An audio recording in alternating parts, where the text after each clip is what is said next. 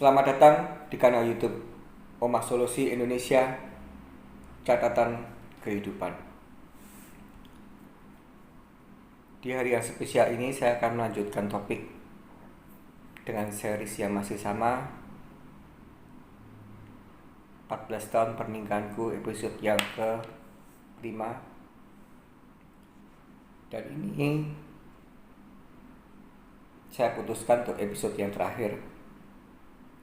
Walaupun sebenarnya banyak sekali kalau ingin saya detailkan hal-hal yang bisa diambil untuk kita analisa tentang kesehatan mental. Akan tetapi ketika saya memaksakan untuk memutuskan menceritakan lebih detail, itu artinya durasi video ini akan terlalu panjang dan saya tidak berminat untuk melanjutkan saya penggal untuk episode yang ke-6. Jadi saya akan sajikan narasi video yang saya buat ini sesingkat-singkatnya tapi lengkap.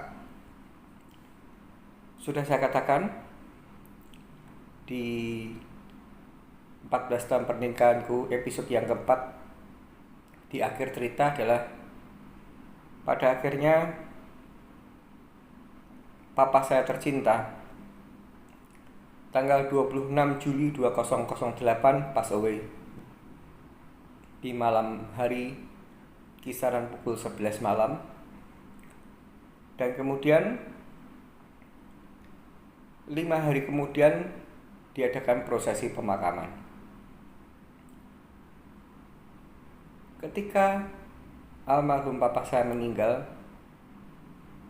ada rasa duka di hati saya, tapi tidak ada rasa kesedihan di hati saya,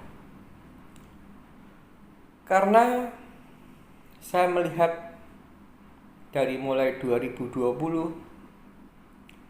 sampai dengan 2008, kehidupan almarhum ini di hari tuanya tidak mengalami sebuah kebahagiaan, sehingga apalagi dengan penyakit PPOK yang diderita selama kurang lebih 3,5 tahun,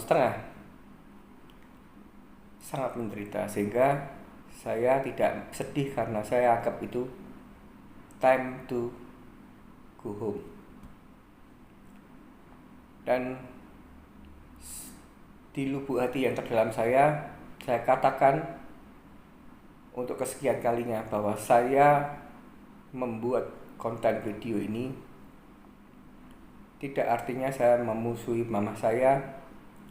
Di lubuk hati yang saya terdalam saya tahu kalau mama saya itu sebenarnya sangat mencintai saya, dan saya pun juga sangat mencintai dia. Akan tetapi apa yang kami lakukan berdua ini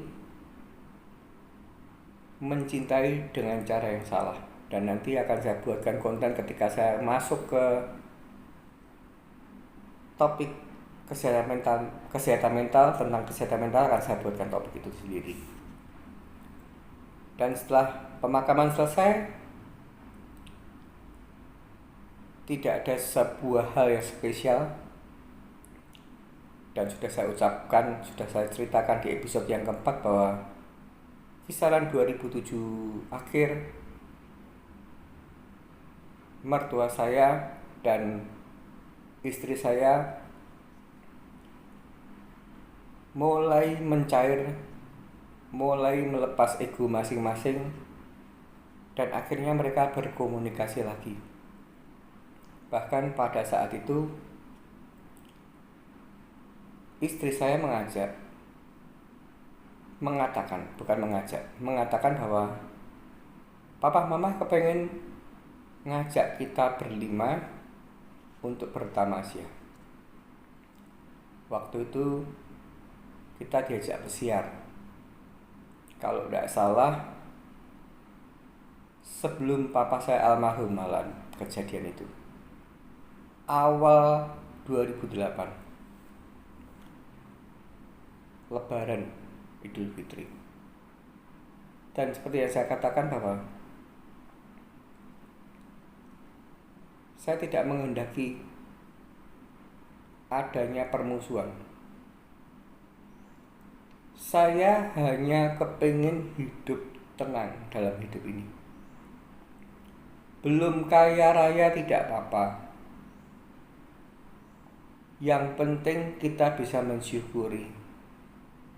Tidak perlu kita ini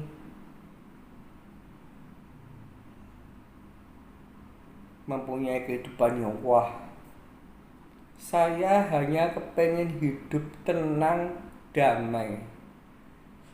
Saya hanya kepengen mewujudkan sebuah keluarga yang indah adanya, seperti yang telah saya lihat dari figur oma opa saya. Mereka berdua sangat menjadi role model saya. Hidupnya tenang. Dan saya mempunyai anggapan, saya mempunyai pemikiran secara naluri, logika saya kehilangan dua orang yang saya cintai. Walaupun yang satu ini istilahnya cicik saya, dan yang satu adalah papa kandung saya. Artinya benar-benar yang inti, yang melahirkan, yang sebagai saya lahir karena papa saya dan mama saya. Di sana saya mulai sadar bahwa hidup ini cuman mampir minum, tidak kekal. Dan secara logika saya memikirkan, bukan asumsi tapi logika itu lebih detail. Dengan adanya pembelajaran hidup 2004 kehilangan cicik saya dan 2008 kehilangan papa saya, harapan saya juga mamah mengalami rasa kesedihan seperti saya.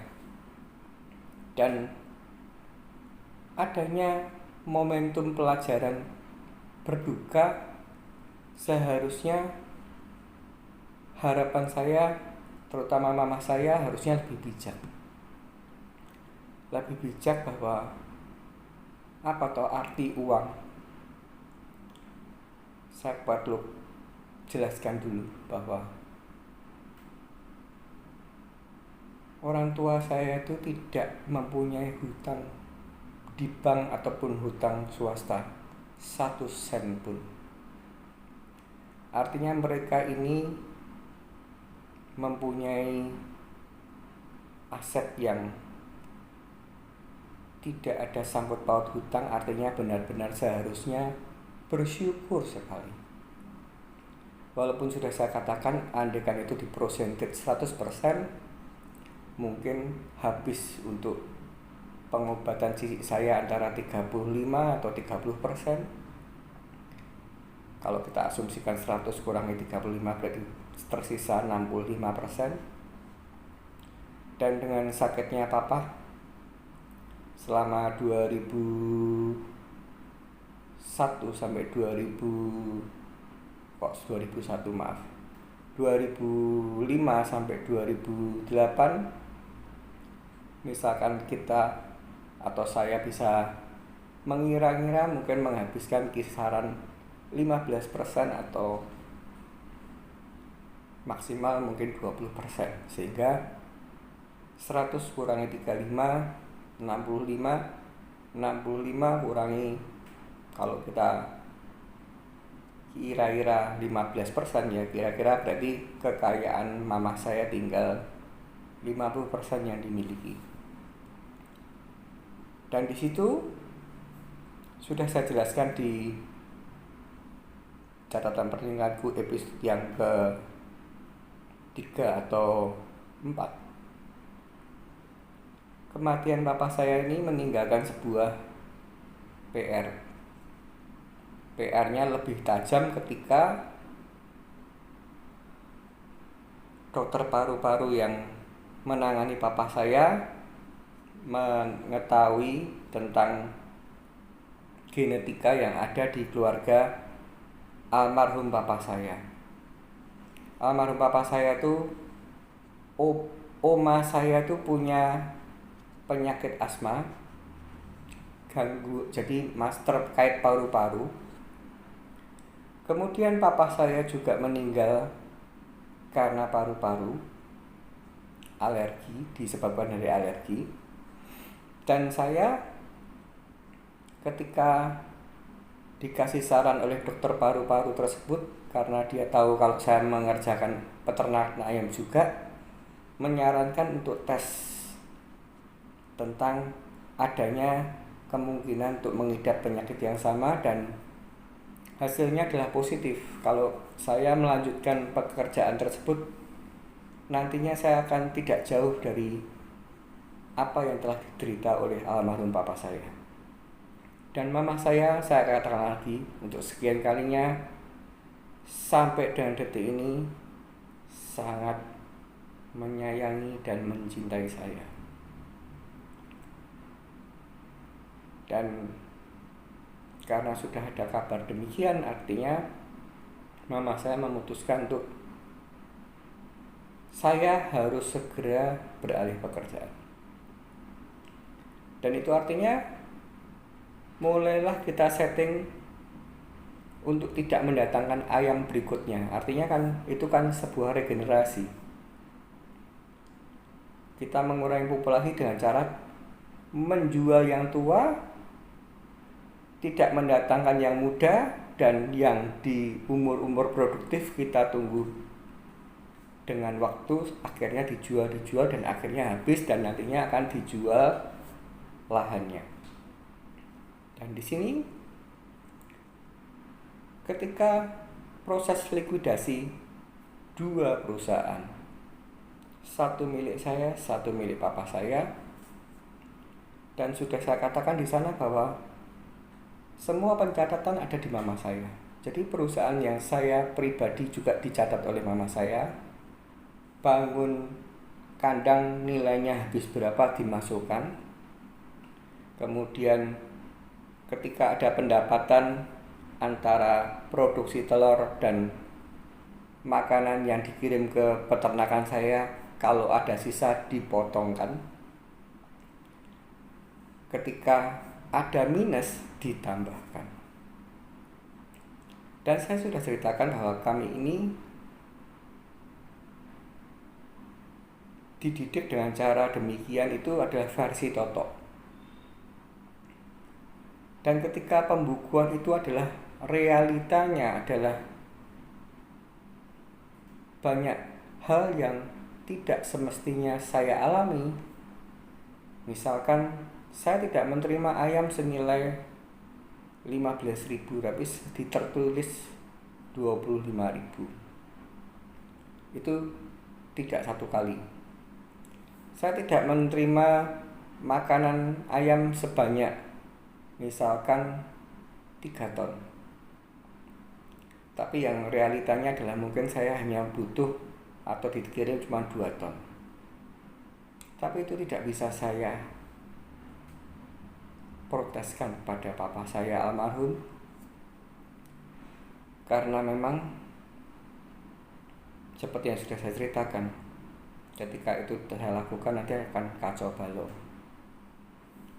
Dan saya tidak menyangka, sama sekali tidak menyangka bahwa dengan kepergian 2 orang yang pasti lebih dicintai oleh mama saya ketimbang saya.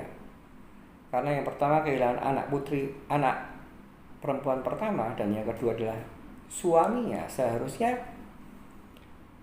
itu adalah bisa menyadarkan mama saya. Tapi yang terjadi adalah sebaliknya.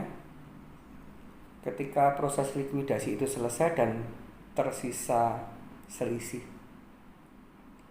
dari situ saya mulai selalu berkonfrontasi. Dan konfrontasi ini sendiri juga semakin meruncing ketika pelampiasannya adalah, saya tidak bicara pelampiasan, tapi mungkin karena juga istri saya mengetahui tentang hal yang terjadi sehingga dia juga ikut emosi, sehingga mungkin karena kami sudah memastikan, sudah memutuskan sejak 2008 kita akan memilih jalur konfrontasi. Apapun yang dianggap tidak menghormati orang tua, bahkan menjadi malin kundang, itu yang akan kami pilih, jalur konfrontasi, karena kami tidak mau hidup bersandiwara. Dan akhirnya setiap saat, setiap waktu, mama saya ketika saya sudah punya usaha lagi dan kebetulan maju,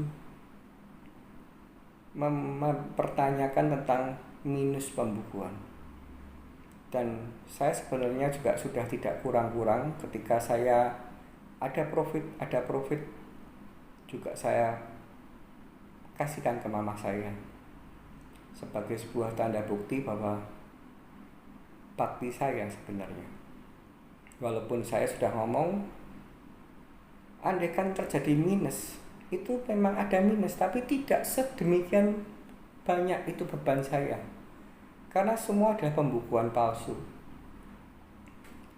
Dan ketika itu puncaknya konflik antara saya dan mamah semakin meruncing.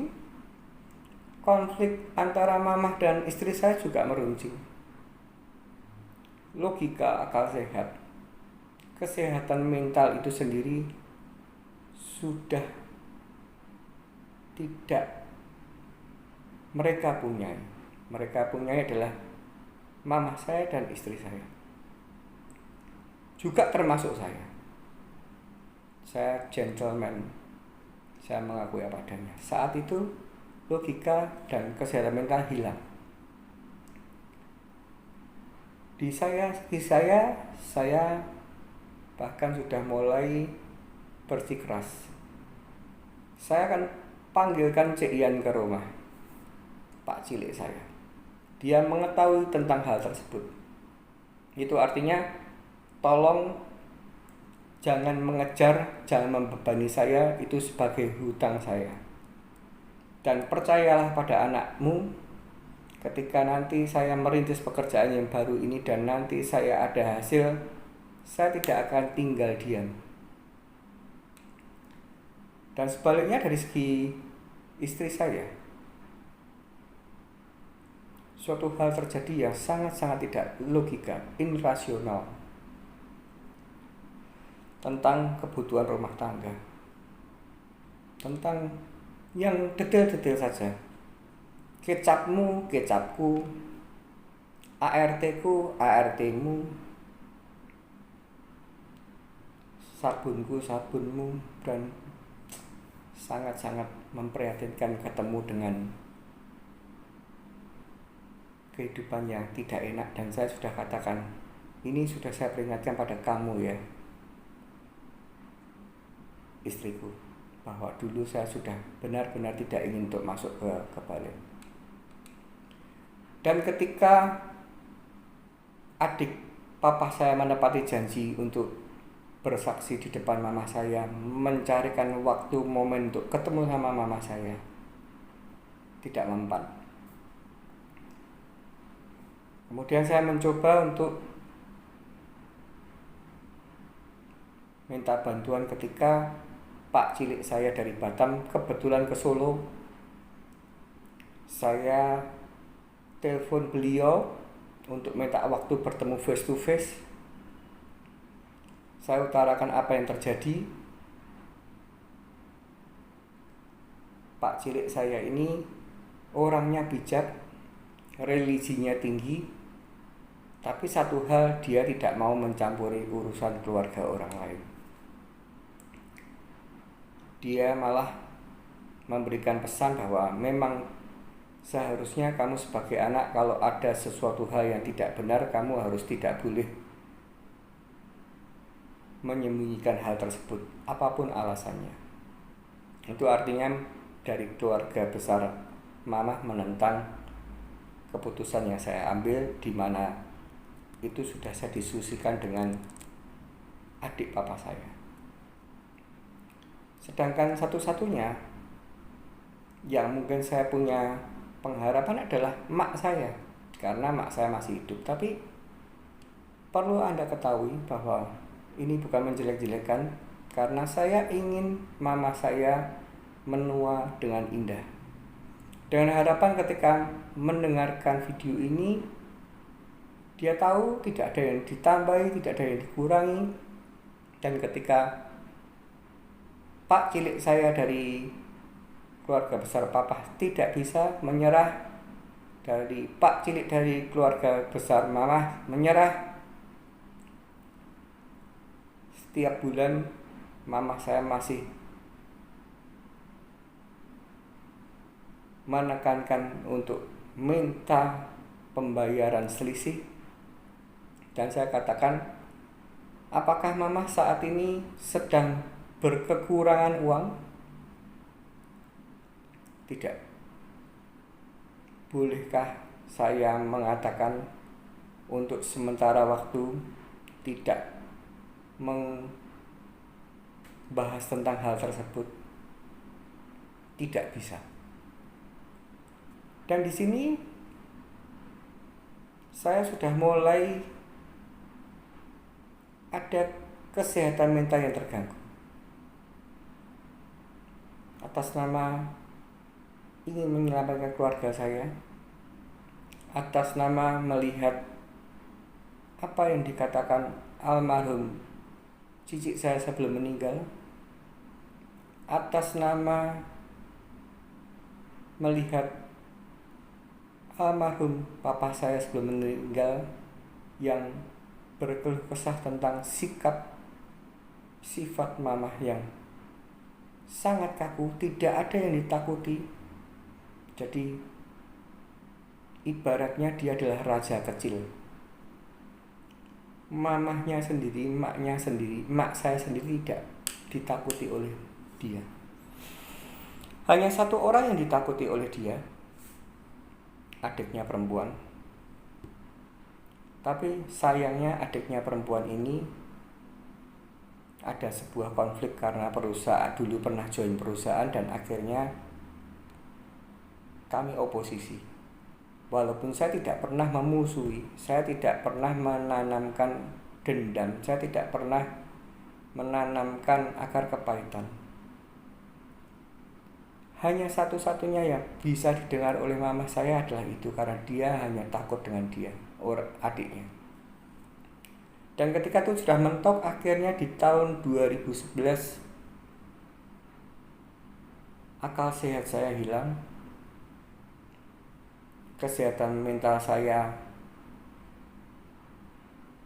sirna, dan masalah ini saya bawa ke ranah kepolisian hukum.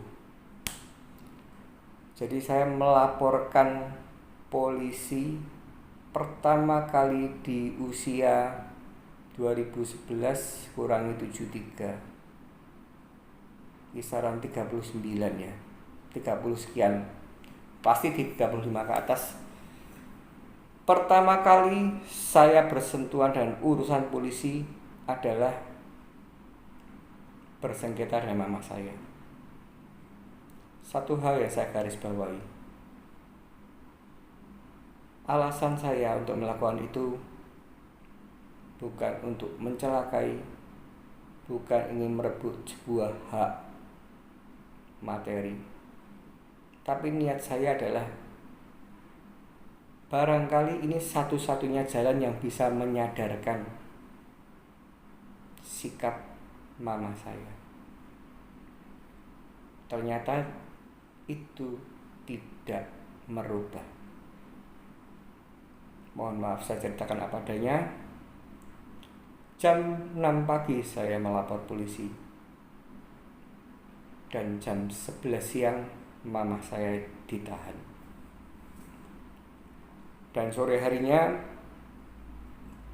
telepon handphone saya berdering dari adik-adiknya mama saya, dan memaksa saya untuk segera datang ke kantor polisi Polsek untuk mencabut laporan polisi tersebut.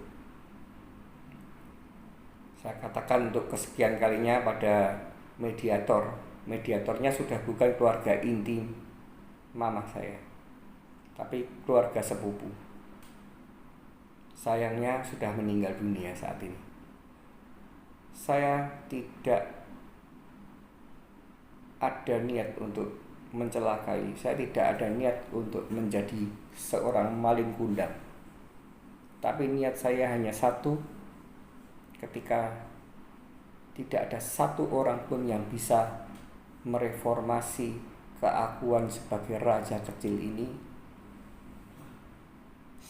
sudah tiba saatnya saya yang harus melakukan dengan cara saya sendiri,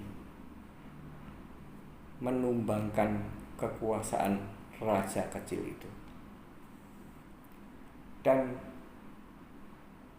ya sudah, intinya saya tahu kamu masih jengkel, saya tahu kamu masih emosi belum stabil, tapi satu hal yang Iik mau. Jadi mediatornya adalah sepupu. Jadi mak saya, engkong saya punya adik laki dan itu punya anak, yaitu mediatornya. Dan akhirnya atas keputusan itu, oke, saya cabut. Karena memang saya tidak ingin mencelakakan mama saya. Saya sangat mencintai dia. Saya hanya ingin merubah wataknya dia agar tidak status quo raja kecil ini sirna. Karena banyak orang yang kalau belum ketatap masalah, keakuan itu masih besar. Dan ketika saya sudah mulai mencabut laporan, dan ketika itu pula mama saya pulang, boleh dipulangkan, tapi mama saya sudah tidak pulang di Kebalen. Entah itu rasa jengkel, entah itu rasa takut, saya tidak tahu, tapi tidak pulang ke Kebalen. Dan mulai hari itu dia tidak tinggal di Kebalen, menemani atau nunut di emak saya. Tapi di awalnya di mana saya tidak tahu, tapi pulang di kantor polisi tidak di Kebalen, tidak di emak saya. Tapi pada akhir cerita tinggal dengan emak saya. Apa yang terjadi berikutnya? Tidak lebih dari seminggu saya ganti dilaporkan di polisi. Dan tidak hanya saya yang dilaporkan polisi, tapi juga istri saya dilaporkan. Tapi laporan yang dibuat oleh mama saya tidak menjadikan sebuah hasil apapun. Sampai ganti 2 Kapolres, laporan itu hanya bergulir hanya bersifat menyibukkan saya, menguras energi saya, menguras emosi saya. Dan ketika itu saya masih ingat sekali, saya dipanggil Kapolres setelah jadi itu 2011 dan 2012 saya dipanggil Kapolres karena urusan kepolisian saya ini panjang sekali. Perang bintang, menggunakan backupan. Saya dipanggil Kapolres. Dia mengatakan pada saya masih ingat sekali, tolong kamu itu sebagai orang muda ngalah, agar supaya masalah ini cepat selesai, agar supaya tidak ada hutang laporan polisi yang terbengkalai cukup lama. Apapun yang terjadi kan dia mamah kamu. Tidak sepantasnya kamu bersikukuh demikian. Dan ketika itu sikap keras saya ini sebenarnya kan adalah turunan dari mamah saya sendiri. Jadi saya ini adalah identik dengan mamah saya sendiri. Saya katakan kepada Kapolres, tolong sampaikan pesan pada mama saya atau pada saudara yang saat ini membackup mama saya, katakan saya sebenarnya anak siapa. Kalau saya saat ini sebesar ini 49 tahun, pada saat itu tidak 49 tahun, saya hanya yakin, percaya bahwa saya mempunyai ayah A, ibu A, karena dari surat kelahiran. Tapi yang nyatanya kayak apa saya tidak tahu. Barangkali seperti yang sudah Anda tahu di kehidupan nyata, siapa tahu saya anak pungut, sehingga saya berani menjadi maling kundang. Karena saya merasa kalau saya ini Anda lahirkan dari rahim kamu, Anda tahu, maksudnya Anda tahu tuh saya memang membahasakan di depan Kapolres. Anda tahu, mama saya tahu kalau saya itu bukan anak pungut tapi lahir dari rahimnya,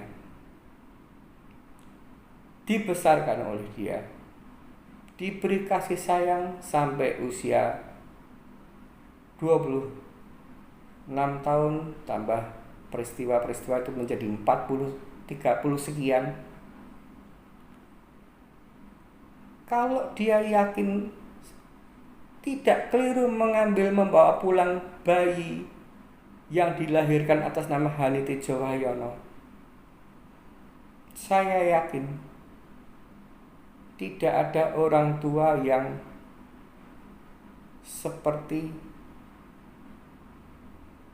saat ini terjadi, melaporkan ke polisian. Tapi kalau memang saya bukan anaknya, ini barulah bisa terjadi. Siapa tahu saya adalah anak pungut, adopsi, atau salah ambil dari rumah sakit. Tapi kalau sampaikan kalau mama saya tidak merasa ada yang janggal ketika mengandung saya, ketika melahirkan saya, ketika membawa pulang saya, dia yakin tidak ada kekeliruan, itu artinya yang seharusnya mundur dari urusan kepolisian ini bukan saya, tapi mereka yang harus mencabut laporan. Itulah kekerasan, itulah keputusan saya sejak 2008. Saya merubah sikap berkonfrontasi secara terbuka. Dan akhirnya itu berlanjut dan sekarang di Kebalen benar-benar hanya ada saya, istri saya, 3 anak saya, 2 baby sister dan 2 ART. Cobaan belum selesai. Dan ketika saya tidak menyalahkan istri saya, walaupun dia sudah kembali maksudnya kembali menjalin silaturahmi dengan papa mamahnya. Dan satu hal yang saya perlu ketahui, satu hal yang perlu saya jabarkan, bahkan papa mamah saya kandung pun mungkin juga mengejas, menghakimi saya. Waduh, ternyata mantu saya maling kundang. I don't care about it. Apa yang saya lakukan tidak lain tidak bukan ingin menyelamatkan keluarga inti saya. Saya tidak mau anak saya tumbuh kembang menjadi orang yang mempunyai gangguan kesehatan mental, sehingga saya memilih dengan adanya pertimbangan tidak satu orang pun yang bisa memberitahukan mama saya, tidak bisa memberikan sebuah pembelajaran untuk yang lebih baik. Saya putuskan untuk mengadakan konfrontasi untuk menumbangkan status quo raja kecil. Dan ketika itu kan yang dilaporkan tidak hanya saya, tapi dengan istri saya juga dilaporkan. Dugaan sebuah tindakan pidana. Dan ini adalah balas membalas karena saya melaporkan adanya dugaan tindak pidana di mana langsung ada penahanan. Dan di situ akhirnya korban pertama yang menjadikan yang tadinya saya bela untuk keselamatan keluarga, tapi malah sebaliknya pada saat itu istri saya melakukan sebuah kesalahan yang fatal. Saya tidak menyebutkan detailnya, tapi keputusan saya akhirnya menyetujui untuk bercerai adalah ada dua hal. Yang pertama adalah perbuatan fatal itu sendiri, dan saya ketika itu melaporkan kepada orang tuanya ada kejadian yang telah dilakukan oleh noni dan itu tidak bisa ditoleransi. Dan ketika itu saya ucapkan pada mertua saya, jawabannya cukup mencengangkan bagi saya. Kamu saat ini baru emosinya tidak stabil, sehingga apa yang kamu tuduhkan ke anak saya itu adalah mungkin karena efek dari emosimu itu sendiri. Saya masih yakin anak saya tidak begitu. Dan karena saya ditantang begitu, dan karena kehidupan saya keras dari mulai 2002 saya alami pindah rumah ini itu, dan sampai akhirnya itu kejadiannya di 2012 atau 2011 bersamaan dengan kasus mama saya. Dan saya monitor masih tindakan yang sama masih dilakukan, dan akhirnya saya putuskan untuk memberikan pembuktian. Berat tidak ada keuntungan, yang ada adalah goresan lebih dalam. Tapi karena mama papahnya tidak percaya kalau tidak ada bukti, dengan mengatasnamakan bahwa kamu tuh baru problem, atau malah bahkan saya dianggap troublemaker setelah saya ada kasus dengan mama saya yang serius. Mungkin mereka menganggap saya sakit jiwa. Akhirnya saya bentuk tim untuk melakukan investigasi, dan ketika itu sudah final, saya ajak mama saya, mertua, mari ikut saya. Saya melibatkan aparat kepolisian. Saya tunjukkan kesalahan fatal anaknya. Dan ketika itu pula orang tua dari istri saya tidak berkata apapun. Dan inilah pembelajaran kehidupan. Ketika istri saya berantem sama mama papahnya, lari ke saya. Ketika istri saya melakukan kesalahan yang saya anggap fatal dan itu tidak bisa ditoleransi, lari ke orang tuanya. Pembelajaran bagi anda-anda yang anaknya sudah menikah mentas, juga sudah saya kasih tahu pada ketika anak saya,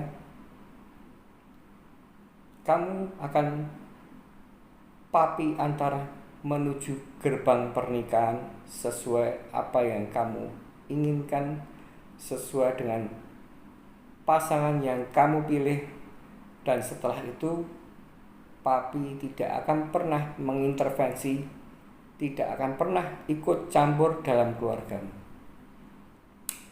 karena nanti efeknya adalah runyam.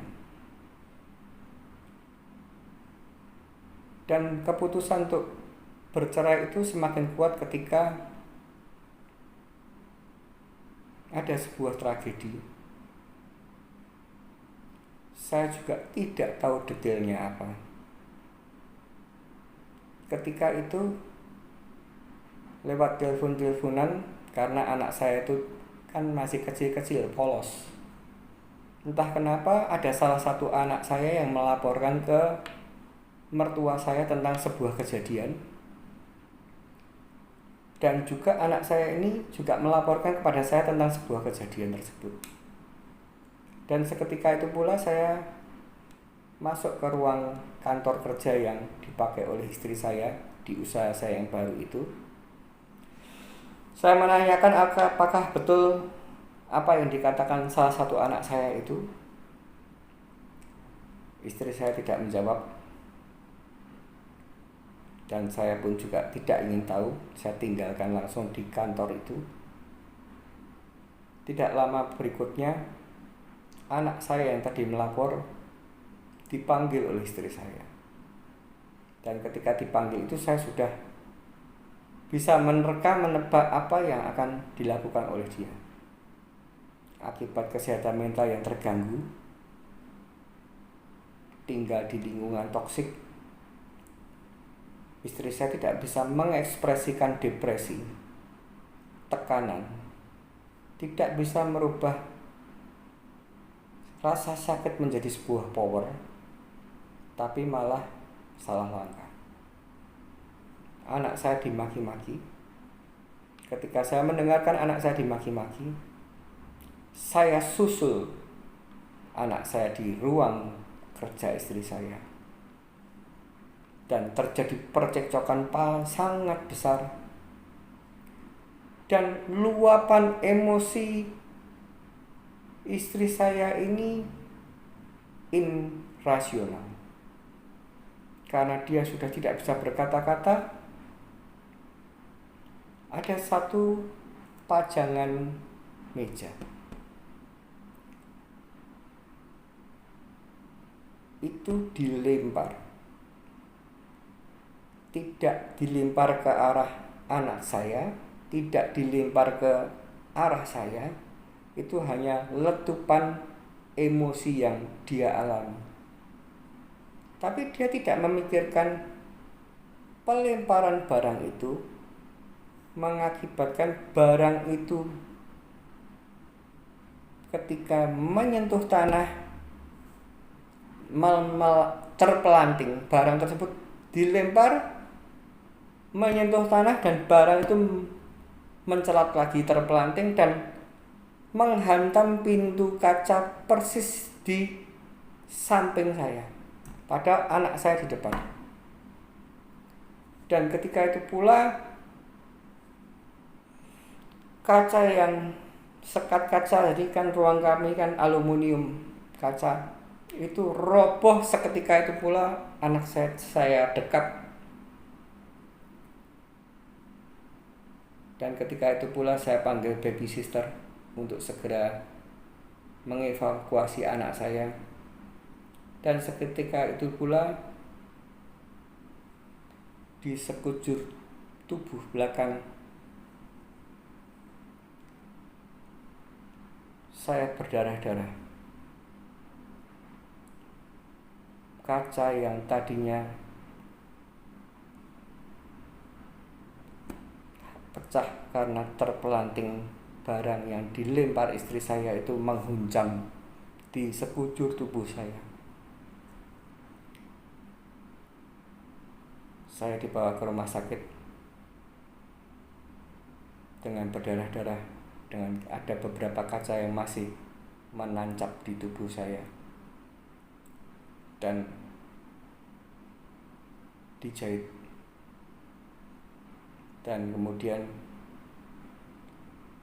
sampai hari ini, ketika saya mau mandi, lepas baju, ketika saya mau ganti baju, bekas jahitan, bekas tancapan kaca-kaca tersebut menimbulkan bekas keloid.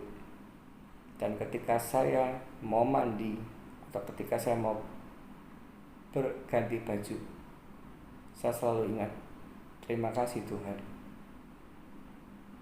Andaikan kaca itu tidak menimpa saya, menimpa anak saya akan mengalami penyesalan yang luar biasa.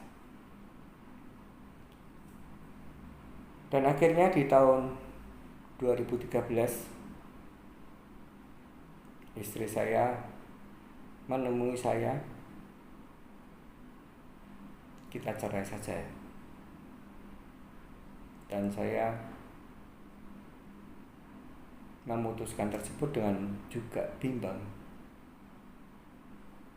Bukan artinya saya masih mencintai dia, tapi memang penderitaannya dia selama menjadi istri saya akibat dari ulah kedua orang tua saya yang ada problem dengan cicit saya, triggernya juga hubungan dengan orang tua mereka sendiri. Itu yang menyebabkan akhirnya dia salah langkah. Dan saya waktu itu bimbang antara kata-kata bijak orang kalau bercerai itu adalah keegoisan orang tua dan yang korban adalah anaknya. Tapi dari satu sisi ketika saya melihat sebuah narasi tentang topik-topik pernikahan yang toksik, di sana dikatakan lebih baik berpisah daripada Anda meracuni perkembangan anak setiap hari melihat sesuatu yang tidak benar, sehingga anak itu tidak bisa mengerti apa arti cinta itu sendiri. Dari dua narasumber yang berbeda yang bertolak belakang ini, saya memilih untuk berkeyakinan narasumber yang kedua. Lebih baik bercerai daripada anak saya tumbuh kembang dengan tidak sehat, kesehatan mentalnya terganggu dan akan menjadikan trauma dalam nantinya ketika dewasa dan akan berkeluarga. Dan akhirnya saya sepakati, kita atur skenario siapa yang menggugat, siapa yang tergugat. Dan waktu itu setelah kita sepakati, kita pergi ke notaris langganan keluarga saya untuk membahas hal-hal akibat setelah bercerai. Dan ketika itu pula di tahun 2013 rumah saya hanya dihuni oleh saya, 2 anak saya, 2 baby sister dan 1 ART. Itulah yang saya bagikan. Dan inilah adalah episode kelima di mana segala upaya yang tadinya kami baik-baik saja sampai tahun 2008 itu saya anggap masih baik-baik saja. 2009 sudah mulai lingkungan tidak nyaman dan saya tidak menyalahkan siapapun akibat ketidak adanya kewarasan dalam bertindak. Kecapmu kecapku, sabunku sabunmu, minyak gorengku minyak gorengmu, ART-ku ART-mu.